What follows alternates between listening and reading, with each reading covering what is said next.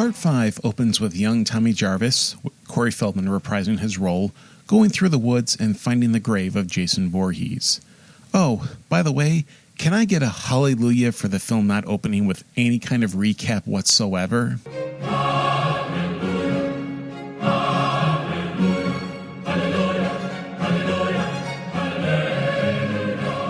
He goes into hiding when two men show up.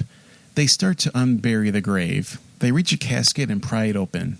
I really enjoyed this sequence since it immediately made me think of the grave robbing opening in Frankenstein Meets the Wolfman. They open the coffin and Jason is revealed, hockey mask and all. Suddenly, he stabs one guy with a machete and the other with what looks like an ice pick. He climbs up and stares into the distance. Tommy is panicking. Then Jason starts walking towards him.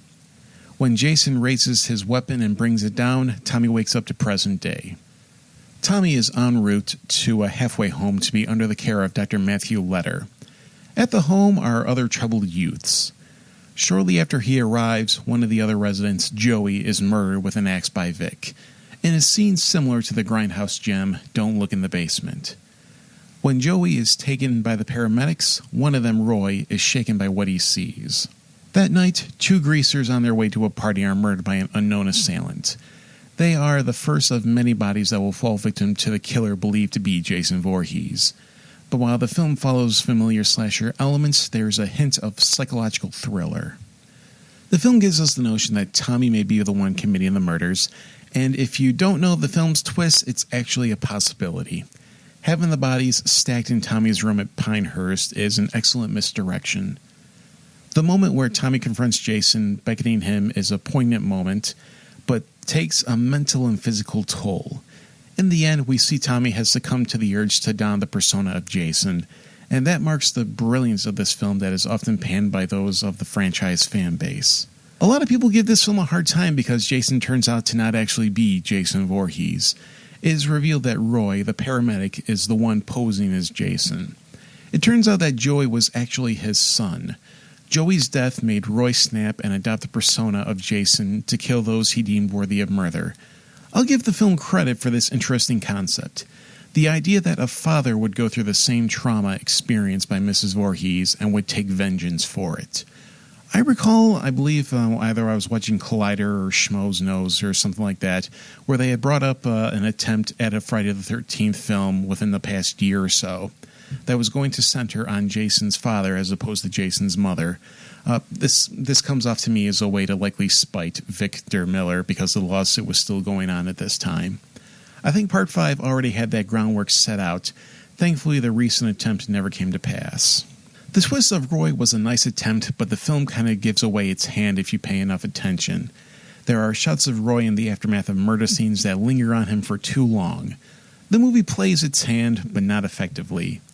Had they had Roy in shots without hitting the audience over the head with him being involved or knowing more than he let on, then this twist would have been much more effective. One technical element that stood out to me was the frequent use of fade to black as a transition. Director Daniel Steinman produced a few TV movies, but never worked extensively for that format. This feels like it was shot for television and probably actually plays better on the small screen than on the big screen. If it wasn't for the Friday the 13th connection, I would have guessed this was a made-for-TV movie. The music by Manfredini plays with the themes of past Friday the 13th films, which they are arranged slightly different. This is a nice subtle way to hint that while this looks like Jason on the surface, this is not exactly the Jason we know. However, the music by Manfredini is overshadowed by the use of the pseudo-echo song, His Eyes. His eyes. He had a look so hard, I've never seen him smile. The effects by Martin Becker are impressive in their own right. The Butcher Cleaver motorcycle decapitation is pretty cool. We get some decent stabbings, but man, those garden shears. We don't see the actual use on camera, but the bits we see on screen are enough to make the imagination of the viewer fill in the blanks to their gruesome content. The film has no shortage of callbacks to the previous films. Pam uses a chainsaw in a similar fashion to Jeannie from Part 2. The climax takes place in a barn, a la Part 3. Tommy talking to Jason seems to edge closer to Ginny in Part 2 than young Tommy in Part 4. Again, it's like poetry, so if they rhyme, Every stanza kind of rhymes with the last one. Sure, George, it's just like poetry. This film, more than Part 4, has quite a few familiar faces. When we first meet Dr. Matthew Letter, I was like, wait, I just saw this guy recently. The actor playing Dr. Letter was Richard Young. A quick search on the IMDb revealed that this guy played the explorer who gives Indy his hat in the opening to Indiana Jones and the Last Crusade, which I actually caught on July 4th. Not gonna lie, I kinda marked out at that moment. Keep an eye out for Richard Liveback, who plays the deputy to the sheriff. This guy has been everywhere.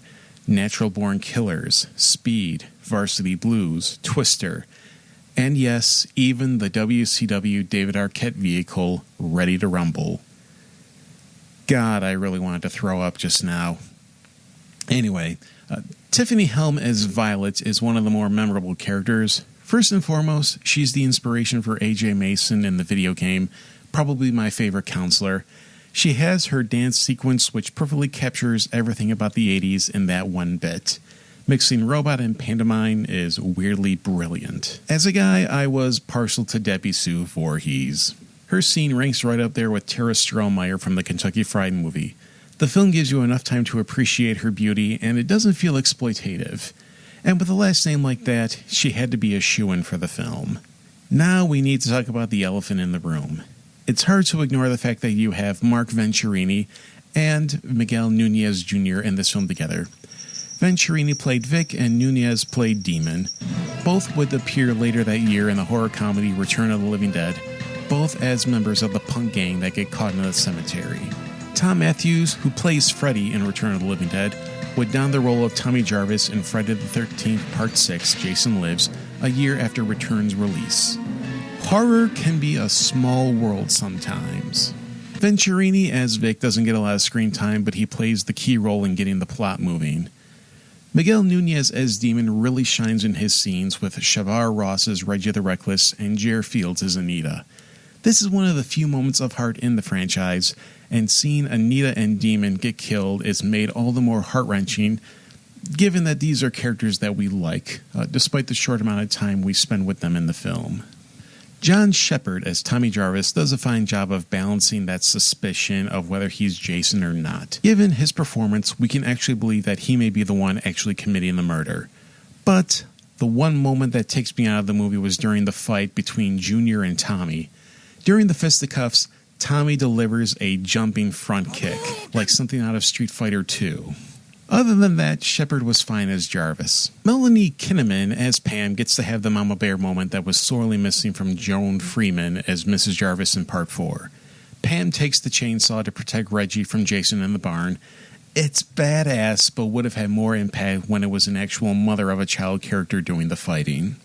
I've heard this film gets treated like the redheaded stepchild of the series, but I think this is the Halloween 3 of the franchise.